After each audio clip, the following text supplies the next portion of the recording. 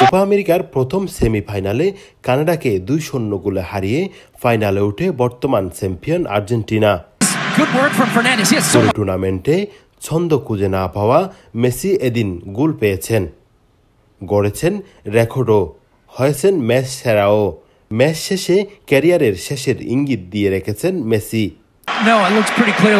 বুধবার 10 জুলাই যুক্তরাষ্ট্রের ম্যাটলাইফ স্টেডিয়ামে কানাডার বিপক্ষে দাপটের সঙ্গে জিতেছেন আর্জেন্টিনা।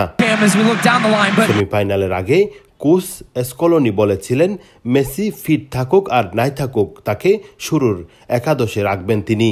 আর কানাডার বিপক্ষে মাঠে নেমে ঝলক দেখালেন মেসি। তবে ম্যাচ শেষে মেসি জানিয়ে দিলেন, ম্যাচের শেষগুলো খেলবেন তিনি। মেসি বলেন, জানি এগুলো আমার শেষ দিকের লড়াই, আমি এগুলো পুরোপুরি উপভোগ করছি। আর ফাইনালে আসার সহজ ছিল না, আমাদের উপভোগ করতে হবে, প্রতিটি মুহূর্তকে উপভোগ করতে হবে।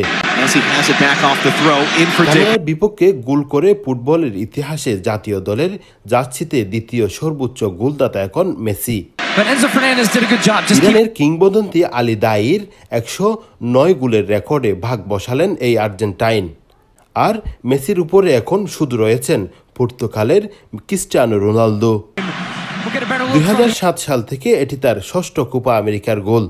কেবল ঘরের মাঠে 2011 সালে তিনি গোল পাননি। কোপা আমেরিকায় এখন পর্যন্ত 14টি গোল করে সর্বোচ্চ গোলদাতার দ্বিতীয় তালিকায় স্থান রয়েছেন মেসির। সবার উপরে আছেন মেসির স্বদেশীয় নরবার্ট মেন্ডেস এবং ব্রাজিলের Zizinho. Kapil Shahin, Cox TV, sports desk.